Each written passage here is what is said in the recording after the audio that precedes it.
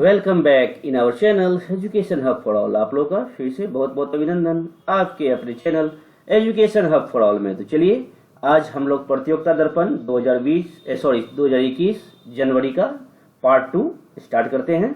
और हाँ, जो भी नए हैं वो सब्सक्राइब कर लें, बेल आइकन को प्रेस कर लें ताकि कोई भी नोटिफिकेशन आप तक जल्द से जल्द पहुंच सके। और लाइक सब्सक्राइब शेयर जरूर करें। शेयर करने से आपके साथ साथ आपके फ्रेंड, आपके सहपाठी को भी मदद मिलेगी। मेरी वीडियो बनाने की मकसद ही है वैसे छात्र छात्राओं से है जो रूरल इलाकों में रहते हैं, ग्रामीण क्षेत्रों में रहते हैं, छात्र छात्राएं जिनके पास पठन पाठन की सामग्री प्रॉपर ढंग से उपलब्ध नहीं हो पाती है। बस मेरी एक छोटी सी कोशिश है उन सभी छात्र छात्राओं के लिए कि वो भी अपने जीवन में लक्ष्य की प्राप्ति कर सकें। और हाँ, आज जो हम लोग स्टार्ट करने जा रहे हैं वो राष्ट्रीय घटनाक्रम का पार्ट 2 और लास्ट पार्ट है। मैंने जनवरी का जो राष्ट्रीय घटनाक्रम प्रतियोगिता दर्पण के अकॉर्डिंग है वो आज हम लोग कर रहे हैं, लास्ट है। फर्स्ट वीडियो आप लोग का जा चुका है, फर्स्ट का जो है घटनाक्रम पार्ट फर्स्ट जा चुका है। 2 पार्ट में बनाने का मेरा मकसद ये है कि वीडियो बड़ा ना हो जाए, आपको रिवीजन करने में परेशानी ना हो, इसलिए मैं 2 पार्ट में। अब कल इसका अंतर्राष्ट्रीय घटनाक्रम आएगा। हम लोग आज राष्ट्रीय घटनाक्रम का पार्ट 2 करने जा रहे हैं। तो जो भी हैं जुट जाएं, अभी से करें। 67 जीपीएससी को किसी भी हालत में सिक्योर करना है तो अभी से लगें। समय जाते समय नहीं लगता, समय किसी का इंतजार भी नहीं करता कि नहीं आज छोड़ देते हैं, अभी 6 महीना है, 5 महीना, तो समय नहीं लगता है। करंट अफेयर एक ऐसा पार्ट है जिसको आप अच्छे से कर लेते हैं तो आपका लगभग 30 से 40% आपका काम हो जाता है।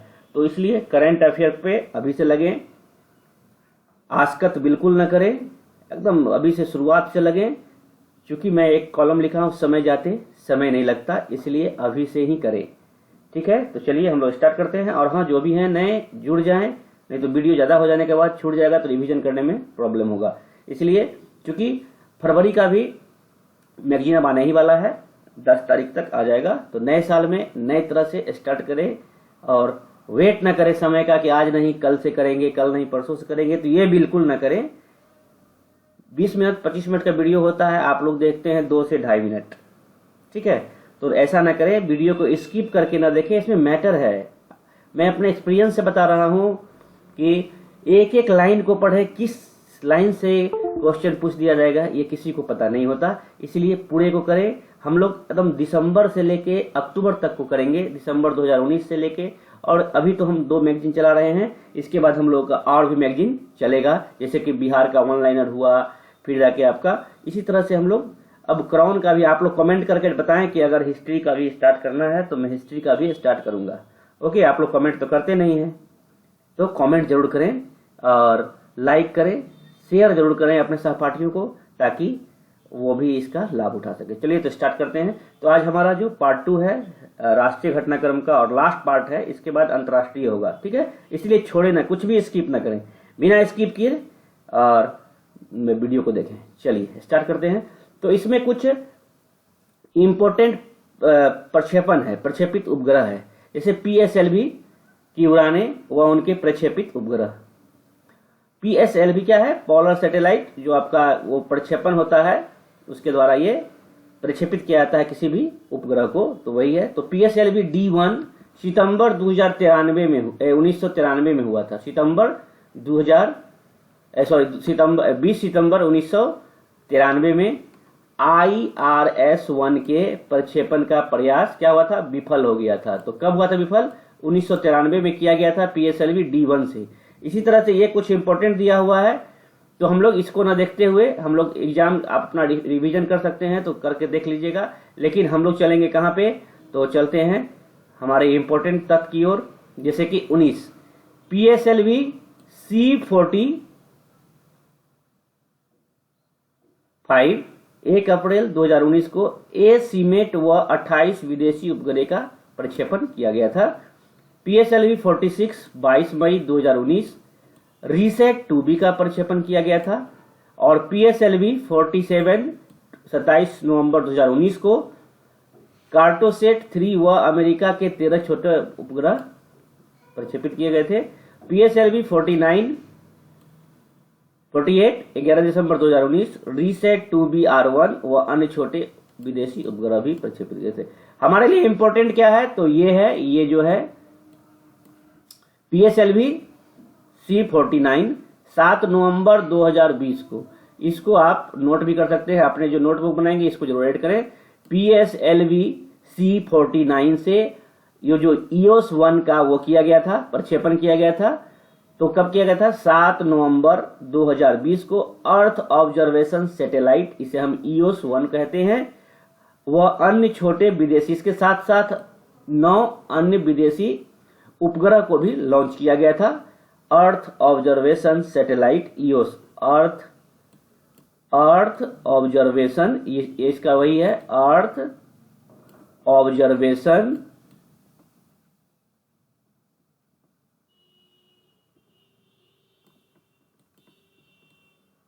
सैटेलाइट। ओके, ये सैटेलाइट है। तो क्या करेंगे कि इसे हम अपने नोट्स में भी नोट करेंगे, ये इंपॉर्टेंट है। PSLV C49 7 नवंबर 2020, अर्थ ऑब्जर्वेशन सैटेलाइट EOS-1।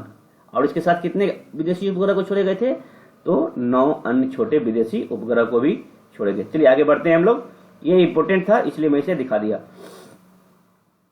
पीछे हम लोग पढ़ चुके थे कि EOS दिया गया था, EOS का नामकरण EOS-1 किया गया है। इससे पूर्व इसरो के पिछले अर्थ ऑब्जर्वेशन सैटेलाइट को रीसेट 2BR-1 नाम दिया गया था। इससे पहले, मतलब EOS से पहले जो सैटेलाइट लॉन्च किया था तो उसका नाम क्या था? रीसेट का नाम चेंज करके क्या किया गया है? अब EOS-1 कर दिया गया है। रीसेट 2BR-1 का नाम दिया गया था पहले वाले को। अब इस बार क्या हुआ है, ये नाम चेंज करके रीसेट के जगह पे क्या हो गया है? EOS-1। उसका प्रक्षेपण PSLV 48 से किया गया था, अब आगे भी देखे थे। और इसका प्रक्षेपण कब किया गया है? 7 नवंबर 2020 को PSLV C49 से। और कब किया गया था इसका रीसेट का? तो 11 दिसंबर 2019 को किया गया था। नया प्रक्षेपित अर्थ ऑब्जर्वेशन EOS-1 हर मौसम में पृथ्वी पर नजर रखने में सक्षम है। अब आपसे EOS की विशेषता पूछे तो क्या बताएंगे? आपको बताना है क्या है? EOS-1 एक ऐसा सैटेलाइट है जो कि क्या है? अर्थ ऑब्जर्वेशन सैटेलाइट है जो हर मौसम में, किसी भी मौसम में बिना डिस्टरबेंस के ये पृथ्वी पर नजर रखने में सक्षम है। जैसे कि कृषि, वानिकी, आपदा प्रबंधन के लिए के अतिरिक्त सीमाओं पर निगरानी रखने में भी यह क्या है? सहायक होगा। ओके, मैंने कृषि, वानिकी, आपदा प्रबंधन के साथ साथ ये हमारे बॉर्डर लाइन पे भी नजर रखने में, निगरानी करने में क्या है? सक्षम है, सहायक होगा। नेक्स्ट हम देखते हैं EOS-1 का प्रक्षेपण लगभग 1 वर्ष के अंतराल के पश्चात भारत की धरती से इसरो का कोई उपग्रह प्रक्षेपण था। इससे पूर्व दिसंबर 2019 में PSLV, वही देखे आप, 48 की उड़ान द्वारा रीसेट 2BR-1 का नवंबर 2019 में PSLV 47 की उड़ान की गई थी। कार्टोसैट 3 का प्रक्षेपण इसरो ने किया था। इसके बाद जनवरी 2020 में इसरो के संचार उपग्रह GSAT 30 से किया गया है। किंतु यह प्रक्षेपण यूरोप की एरियन स्पेस से, किससे? एरियन स्पेस कंपनी के एरियन 5 के रॉकेट के जरिए फ्रेंच गुयाना में कारू स्थित प्रक्षेपण केंद्र से किया गया है। यह भी इंपॉर्टेंट है, आपसे पूछ ले कि GSAT 30 चूंकि बड़ा है इसलिए एरियन स्पेस कंपनी के जो फ्रेंच गुयाना में स्थित है वहीं से इसका प्रक्षेपण किया गया है। इसलिए यह भी इंपॉर्टेंट बन जा रहा है क्योंकि कई बार स्थान भी पूछा जा सकता है। मैं इसका समरी भी आप लोग को अवेलेबल कराऊंगा बना के, तत्काल इस पे आप नोट्स बना सकते हैं। अब आते हैं हम पिनाका के उन्नत संस्करण के परीक्षण के पश्चात quick reaction surface to air, जिसे QRSAM सिस्टम के सफल परीक्षण हुए हैं। ये क्या है? Quick reaction surface to air missile. Okay, quick reaction surface to air missile, इसका नाम क्या रखा गया है? QRSAM सिस्टम का सफल परीक्षण हुआ है। आइए देखते हैं कब हुआ है। भारत की सैन्य शक्ति में वृद्धि के एक और प्रयास के तहत रक्षा अनुसंधान एवं विकास संगठन, जिसे हम लोग बोलते हैं DRDO का फुल फॉर्म होता है डिफेंस रिसर्च एंड ऑर्गेनाइजेशन। तो कहाँ से हुआ है ये? चांदीपुर स्थित परीक्षण रेंज से किया गया है QRSM का परीक्षण। ये भी इंपॉर्टेंट है, इसे आप याद रखेंगे। कहाँ से किया गया है? तो चांदीपुर स्थित रेंज से किया गया है। किसके द्वारा किया गया है QSRM का प्रशिक्षण? तो DRDO के द्वारा किया गया है। ने सतह से आकाश, ये क्या है? आप ऊपर देखे थे, क्या देखे थे? सरफेस टू एयर था ये, और ये क्या है? सतह से आकाश में मार करने वाली क्विक रिएक्शन हथियार प्रणाली QSRM, quick reaction surface to air missile, इसका फुल फॉर्म हो गया। इसे भी याद रखना है कि 2 प्रशिक्षण क्रमशः 12 व 17 नवंबर को हुआ है। ये जो हुआ है 12 व 17 नवंबर को किया गया है इसका प्रशिक्षण को किए। यह दोनों प्रशिक्षण उड़ीसा के तट पर, ये कहाँ पे है? तो उड़ीसा के तट पर चांदीपुर स्थित एकीकृत परीक्षण range integrated test range ITR से किए गए हैं तथा इनके द्वारा आकाश में पायलट रहित एक लक्ष्य विमान है। मैंने पायलट नहीं होगा, पायलट रहित एक लक्ष्य विमान जिसे बंसी नाम दिया गया है। इसका नाम दिया क्या गया है? बंसी। विश्राम में ही जो पायलट रहित है उसका नाम क्या दिया गया है? बंसी। याद रखिएगा ये बंसी है। पर सीधा प्रहार किया गया। QRSM हथियार प्रणाली के बैटरी युक्त बहुयामी रडार, बैटरी युक्त निगरानी रडार, बैटरी युक्त कमांड पोस्ट वाहन, मोबाइल लॉन्चर जैसे सभी तत्व इसमें क्या है? तैनात किया गया था। रक्षा मंत्रालय की विज्ञप्ति के अनुसार परीक्षण के दौरान रडार ने दूर की रेंज से ही लक्ष्य को टोह लिया। मैंने दूर से ही अपने जो रेंज है उससे और दूर से ही वो क्या किया?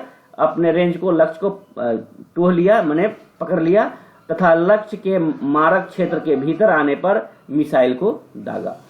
QSRM QRSM SAM के उपयुक्त परीक्षणों के पूर्व नवंबर माह में ही रक्षा अनुसंधान एवं विकास संगठन DRDO द्वारा देश में ही विकसित पिनाका रॉकेट लॉन्चिंग प्रणाली के उन्नत संस्करण का एक परीक्षण उड़ीसा के बालासोर जिले के चांदीपुर स्थित, याद रखिएगा उड़ीसा में चांदीपुर, तो कहाँ? बालासोर जिले में चांदीपुर एकीकृत परीक्षण रेंज ITR से ही 4 नवंबर 2020 को किया गया था। इस परीक्षण के तहत लगातार 6 रॉकेट छोड़े गए जो लक्ष्य को भेजने में सफल रहे। पिनाका का यह उन्नत संस्करण मौजूदा Pinaka MK1 rocket launching system का स्थान लेगा। MK1, पिनाका 1 के MK1 का ये स्थान लेगा। ओके, अब एक और आपका आ गया है, जलावतरण हुआ है पनडुब्बी का, कल भी बताए थे। स्कॉर्पियन श्रेणी में 5वीं जो आई है पनडुब्बी उसका नाम है वगीर। याद रखिएगा स्कॉर्पियन श्रेणी की 5वीं जो पनडुब्बी आई है जिसका जलावतरण हुआ है क्या? उसका नाम क्या है? वगीर। भारतीय नौसेना के लिए तैयार की जा रही स्कॉर्पियन श्रेणी की एक पनडुब्बी वगीर का जलावतरण मुंबई स्थित, याद रखिएगा वगीर का कहाँ हुआ है जलावतरण? तो मुंबई स्थित मझगांव गोदी में हुआ है। कहाँ हुआ है? मझगांव गोदी में 11 नवंबर 2020 को किया गया है तथा रक्षा राज्य मंत्री, कौन किए हैं इसका? रक्षा राज्य मंत्री श्रीपद नाइक की पत्नी विजया ने यह जलावतरण वीडियो कॉन्फ्रेंसिंग माध्यम से जरिए। देख लीजिए आप कितना यहाँ पे कॉन्ट्राडिक्शन है। अब आपसे पूछ दे कि वगीर का जलावतरण कौन किया है, तो राज्य मंत्री श्रीपद नाइक की पत्नी विजया ने किया है वीडियो कॉन्फ्रेंसिंग के जरिए। याद रखिएगा, वेरी वेरी इंपॉर्टेंट है। फ्रांसीसी नौसैनिक कंपनी के साथ अक्टूबर 2005 में यह क्या हुआ था? सिग्नेचर हुआ था के प्रौद्योगिक हस्तांतरण समझौते के तहत Mazagon dock shipbuilders limited MDL के द्वारा प्रोजेक्ट 75 के तहत बनाई जाने वाली है 5वीं पनडुब्बी है। MDL के अनुसार रडार की नजर से बचने में यह सक्षम है। यह स्टील्थ पनडुब्बी टारपीडो से हमला करने के साथ साथ ट्यूब से लॉन्च की जाने वाली पोतरोधी मिसाइलों को पानी के अंदर से और सतह से भी छोड़ सकती है। इस श्रेणी की पहली पनडुब्बी थी आपको पता है INS कलवरी थी। पहली जो थी INS कलवरी थी जो कि 14 सितंबर 2017 को प्रधानमंत्री श्री नरेंद्र मोदी ने औपचारिक रूप से भारतीय नौसेना में शामिल किया था। खंडेरी इस श्रेणी की दूसरी है, INS खंडेरी दूसरी पनडुब्बी है, जिसे रक्षा मंत्री श्री राजनाथ सिंह ने 28 सितंबर 2019 को मुंबई में आयोजित समारोह में नौसेना में औपचारिक रूप से शामिल किया था। और इस श्रेणी की तीसरी पनडुब्बी है करंज का जलावतरण 31 जनवरी 2018 को, तथा चौथी पनडुब्बी वेला का जलावतरण 6 मई 2019 को इसके मत को किया गया। इन दोनों के समुद्री प्रशिक्षण फिलहाल जारी है, जिनके पश्चात इन्हें नौसेना में शामिल किया जाएगा। स्कॉर्पियन श्रेणी की छठी अंतिम पनडुब्बी है वागसीर। कौन है? वागसीर, वगीर नहीं, वागसीर, जो अभी मझगांव डॉक शिपयार्ड में निर्माणाधीन है। ये बन रही है, छठी अंतिम पनडुब्बी है वागसीर। ओके, नेक्स्ट देखते हैं मिशन सागर के तहत क्या था। मित्र राष्ट्रों को आवश्यक खाद्य पदार्थों की आपूर्ति करना था। मिशन सागर 2 प्रकृति आपदाओं व कोविड-19 महामारी से जूझ रहे मित्र राष्ट्रों को आवश्यक खाद्य सामग्री व दवाइयां उपलब्ध कराने के लिए विदेश मंत्रालय और रक्षा मंत्रालय के सहयोग से मिशन सागर 1 अभियान मई जून 2020 में संपन्न किया गया था। याद रखेंगे, मिशन सागर जो है रक्षा मंत्रालय और विदेश मंत्रालय के सहयोग से मिशन सागर को पूरा किया गया था। और ये अभियान जो है मई जून 2020 में संपन्न किया गया था, जिसके तहत मालदीव, मॉरिशस, सेशेल्स, मेडागास्कर व कोरोसोम को ऐसी आवश्यकता सामग्री की आपूर्ति की गई थी। इसके लिए नौसेना के ISN केसरी की सेवाएं ली गई थी। याद रखेंगे कि मिशन सागर 2 में जो कौन सा उपयोग किया गया था, तो INS केसरी की सेवा ली गई थी। मिशन सागर अभियान के तहत दूसरे चरण मिशन सागर 2 के तहत सूडान, दक्षिण अफ्रीका, जिबूती व इरिट्रिया को आवश्यक खाद्य पदार्थों का दवाइयों की आपूर्ति अक्टूबर-नवंबर 2020 में की गई है। भारतीय नौसेना के INS एरावत के जरिए यह आपूर्ति प्रधानमंत्री के सागर विजन के तहत की गई थी। Sagar security and growth for all in region. अब आते हैं ब्रह्मोस मिसाइल के लैंड अटैक वर्जन का परीक्षण। रक्षा मंत्रालय, रक्षा अनुसंधान एवं विकास संगठन DRDO के रूस के सहयोग से, किसके सहयोग से? DRDO एवं DRDO ने रूस के सहयोग से विकसित ब्रह्मोस मिसाइल के लैंड अटैक वर्जन का एक परीक्षण किया है 24 नवंबर 2020 को। यह परीक्षण अंडमान निकोबार द्वीप समूह के एक द्वीप से किया गया है, जिसके तहत एक अन्य वीरान द्वीप पर निर्धारित किए गए लक्ष्य को इसने निशाना बनाया।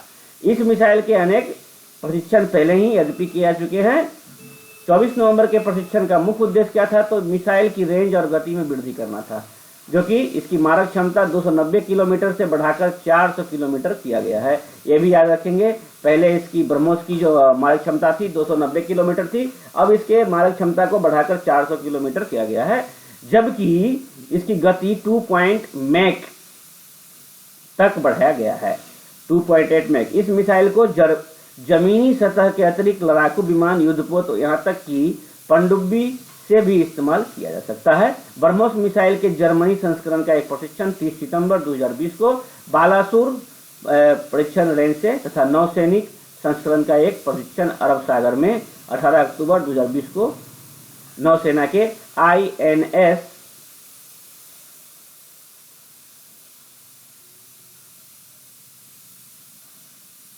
चेन्नई द्वारा प्रशिक्षित किया गया। 1 दिसंबर को किया गया था। 30 अक्टूबर को इसके हवा में मार के वाले संस्करण का प्रशिक्षण सुखोई से किया गया है। किससे किया गया है? तो सुखोई से किया गया है। रूस के सहयोग से विकसित ब्रह्मोस मिसाइल जो है, नामकरण भारत की ब्रह्मपुत्र व रूस की मोरकवा नदियों के नाम पर ब्रह्मोस रखा गया है। ब्रह्मोस, मोकवा और ब्रह्मपुत्र दोनों के, इंडिया की ब्रह्मपुत्र व रूस की मोस्कवा नदियों के नाम पर किया गया है। मीडिया के रिपोर्ट के अनुसार क्या है, ब्रह्मोस की घातक मारक क्षमता को देखते हुए कुछ देशों ने इसे भारत से खरीदने में रुचि भी व्यक्त की है। रूस के सहयोग से विकसित होने के कारण इसके निर्यात हेतु रूस की सहमति आवश्यक थी। मीडिया की माने तो क्या है, उसके अनुसार रूस ने भारत को यह अनुमति अब प्रदान कर दी है। इससे शीघ्र ही इसके निर्यात की संभावना है।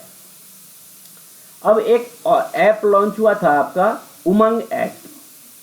तो आपको उमंग ऐप के बारे में पता ही है। क्या है, नागरिक को एक ही मोबाइल ऐप के माध्यम से केंद्र व राज्य सरकारों के विभिन्न संगठनों विभागों की विभिन्न सरकारी सेवाओं उपलब्ध कराने के लिए उमंग ऐप, उमंग का फुल फॉर्म भी आपको जानना चाहिए, unified mobile application for new age governance. क्या है, Umang unified mobile application for new age governance.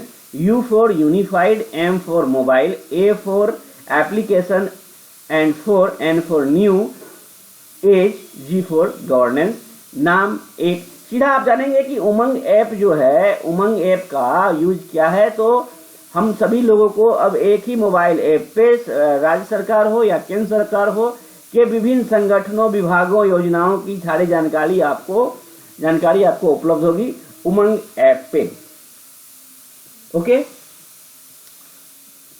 अब उमंग ऐप का नाम एक मल्टी चैनल, मल्टी प्लेटफॉर्म, बहुभाषी मल्टी सर्विस ऐप 2017 में लॉन्च किया गया था। भारत सरकार द्वारा जारी इस ऐप पर देश भर में स्थित 3.75 लाख साझा सेवा केंद्रों, कॉमन सर्विस सेंटर के माध्यम से सेवाएं नागरिकों को उपलब्ध है। उमंग ऐप का अंतर्राष्ट्रीय संस्करण ये उमंग ऐप जो है, इसका अंतर्राष्ट्रीय संस्करण केंद्रीय सूचना प्रौद्योगिकी मंत्री और संचार मंत्री श्री रविशंकर ने 23 नवंबर 2020 को किया था। यहाँ पर आप याद रखेंगे उमंग ऐप का जो संस्करण है वो किनके द्वारा अंतर्राष्ट्रीय संस्करण किया गया था, तो मंत्री श्री रविशंकर ने 23 नवंबर 2020 को इसका ऐप तीसरी वर्षगांठ के अवसर पर जारी किया। उमंग के प्रमुख साझेदारी विभागों कर्मचारियों, भविष्य निधि संगठन, EPFO कर्मचारी राज्य बीमा निगम, ESIC कर्मचारी चयन, SSC तथा शिक्षा, कृषि, पशुपालन, ये सारे कार्यक्रम को ऑनलाइन उपस्थित थे। उमंग ऐप का अंतर्राष्ट्रीय संस्करण विदेश जाने वाले भारतीय पर्यटकों, प्रवासी भारतीय एवं विदेशों में पढ़ रहे भारतीय विद्यार्थियों के लिए लाभदायक होगा, क्योंकि यहाँ का टोटल नॉलेज आप एक ही जगह पे देख सकते हैं। ये मैं बता चुका हूँ कल आपको। भारत के आर्टिफिशियल इंटेलिजेंस सुपर कंप्यूटर परम सिद्धि को विश्व में 500 की जगह पे कितना स्थान मिला है, 63वां परम सिद्धि को मिला है। ओके,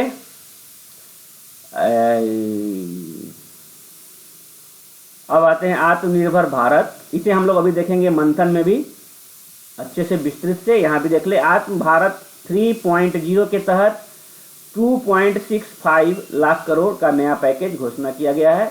अर्थव्यवस्था को प्रोत्साहन देने के लिए भारत सरकार ने आत्मनिर्भर भारत 3.0 के तहत 12 उपायों की घोषणा की है। केंद्रीय वित्त और कॉर्पोरेट मामलों की मंत्री श्रीमती निर्मला सीतारमन ने 12 नवंबर 2020 को ही इसके तहत 2.65 लाख करोड़ की राशि घोषणा की है। इसे मिलाकर सरकार और भारतीय रिजर्व बैंक द्वारा अब तक कुल 20 लाख करोड़ पहले भी हुआ था, तो अब हो गया है 29 लाख 87 लाख करोड़ के प्रोत्साहन की घोषणा हुई है। यह GDP का 15% है तथा इसमें से 9% सकल घरेलू उत्पाद का प्रोत्साहन सरकार द्वारा प्रदान किया गया है। वित्त मंत्री द्वारा 12 नवंबर को घोषित आत्मनिर्भर 3.0 के तहत 12 मुख्य बिंदु निम्नलिखित हैं। कौन कौन सा बिंदु है, चलिए आइए हम लोग देखते हैं। सबसे पहला है आत्मनिर्भर भारत रोजगार योजना। इसके तहत क्या है, कोविड-19 महामारी के दौरान रोजगार सृजन को प्रोत्साहित करने के लिए यह नई योजना आत्मनिर्भर भारत रोजगार योजना लाया गया है, जिसका उद्देश्य अधिक नौकरियां सृजित करना है।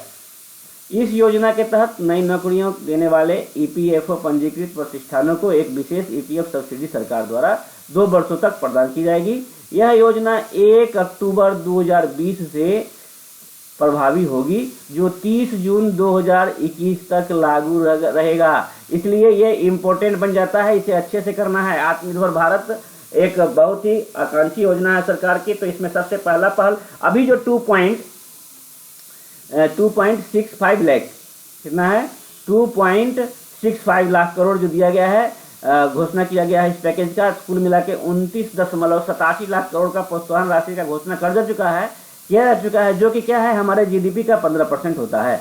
अब आत्मनिर्भर भारत 3.0 के तहत 12 मुख्य बिंदु पर घोषणा किया गया है आत्मनिर्भर भारत के द्वारा 12 नवंबर को। सबसे पहला जो इसमें है आत्मनिर्भर भारत योजना, इसमें क्या है, कोविड-19 महामारी के दौरान जो आप देख रहे हैं बहुत सारे लोग जूझ रहे हैं जॉब के रिलेटेड, तो इस योजना में क्या है, मुख्यतः नौकरियां देने वाले कंपनियों को 2 वर्ष तक ये सरकार सब्सिडी देगी।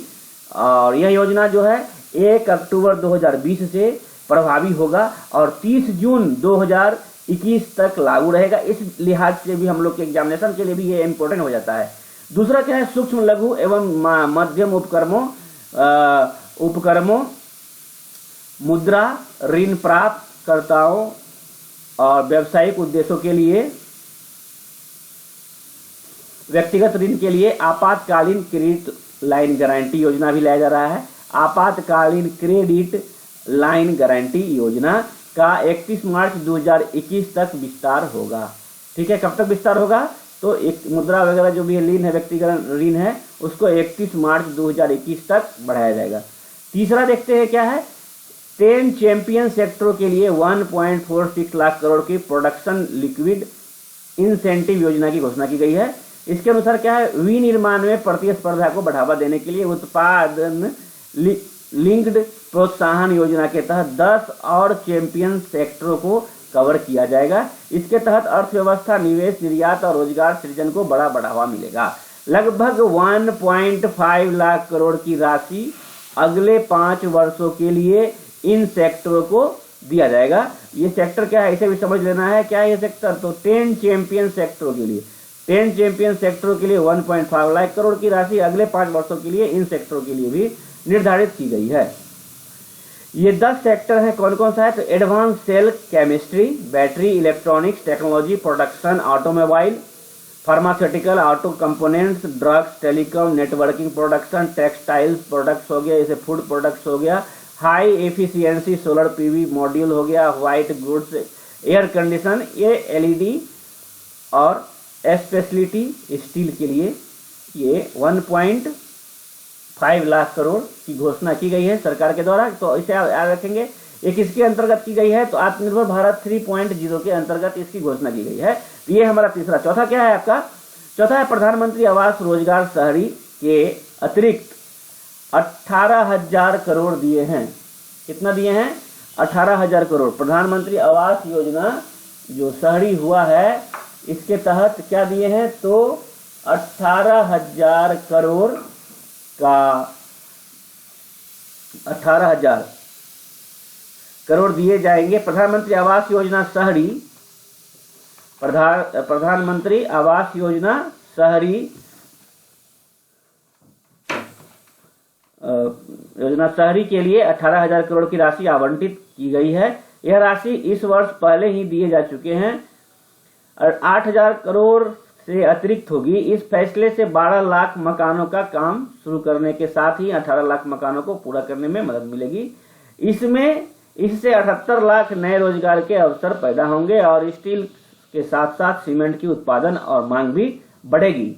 अर्थव्यवस्था पर यह गुणक प्रभाव डालेंगे, मल्टीप्लायर इफेक्ट होगी। इसके बाद आते हैं हम लोग क्या, कंस्ट्रक्शन और इंफ्रास्ट्रक्चर कंपनियों के लिए राहत, सरकारी निविदा के लिए। ये कुछ इंपॉर्टेंट नहीं बुझा रहा है, लेकिन घर खरीदने वालों के डेवलपर्स आयकर छूट। एक यहाँ देख लेते हैं, राष्ट्रीय अवसंरचना निवेश कोष निफ्ट के डेट प्लेटफॉर्म 6,000 करोड़ का इक्विटी निवेश सरकार करेगी।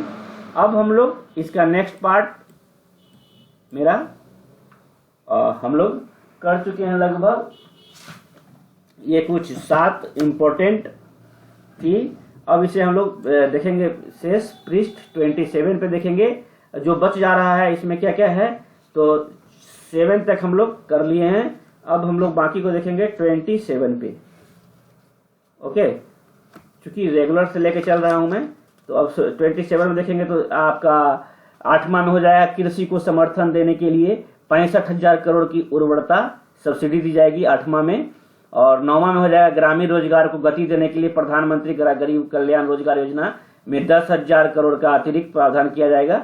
11वां हो जाएगा आपका, निर्यात परियोजना को बढ़ावा भारतीय विकास और आर्थिक सहायता, Indian development and economic assistance scheme, जिसे बोलते हैं आईडीआज, IDEAS इसका फुल फॉर्म तो मैंने बताया आपको, Indian development and economic assistance scheme, ये 10वां था। 11वां है कैपिटल और इंडस्ट्रियल प्रोत्साहन। इसके तहत क्या है, कैपिटल और इंडस्ट्रियल प्रोत्साहन के लिए 10,200 करोड़ के अतिरिक्त बजटीय आवंटन की घोषणा ताजा पैकेज में की गई है। यह स्वदेशी defence equipment, industrial incentive, industrial infrastructure और ग्रीन एनर्जी के लिए कैपिटल एवं इंडस्ट्रियल वे होगा। 12वां जो है आपका लास्ट है इस आत्मनिर्भर भारत 3.0 के अंतर्गत कोविड वैक्सीन के लिए अनुसंधान एवं विकास अनुदान। भारतीय कोविड वैक्सीन के शोध और विकास के लिए जैव प्रौद्योगिकी विभाग को 900 करोड़ अनुदान देने की घोषणा किया गया है। 12 नवंबर को घोषित आत्मनिर्भर 3.0 के तहत याद रखिएगा 900 करोड़। तो ये कुछ आज का आपका जो है घटनाक्रम कंप्लीट हो गया। राष्ट्रीय घटनाक्रम राष्ट्रीय घटनाक्रम आपका आज कंप्लीट हो गया। तो ज्यादा से ज्यादा में जुड़े और इसका लाभ उठाएं, क्योंकि प्रतियोगिता दर्पण को करना बहुत ही जरूरी है और करना भी चाहिए, क्योंकि ये इंपॉर्टेंट हो जाता है एग्जामिनेशन के लिहाज से। सॉरी।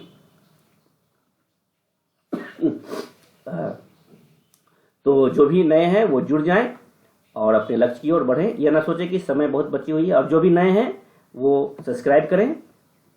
इसके बाद जस्ट कुछ टाइम के बाद आपका मंथन का भी सीरीज आएगा, उसका भी वीडियो आएगा। तो आप जल्द से जल्द खत्म करें और एक नोट्स बनाने की भी कोशिश करें। और मैं समरी तो मंथ के लास्ट में दूंगा ही, मैं भी बना रहा हूँ समरी जो हैंड रिटेन होगा। मैं वो समरी भी पॉइंट वाइज 1 लाइनर में उसे मैं बना के दूंगा, जो आपको रिवीजन करने में इंपॉर्टेंट होगा, आसान होगा।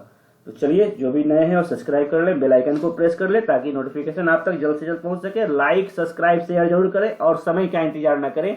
वीडियो बिना स्किप किए पूरे देखें। ये नहीं कि 1 मिनट 2 मिनट देख के हटा दे रहे हैं।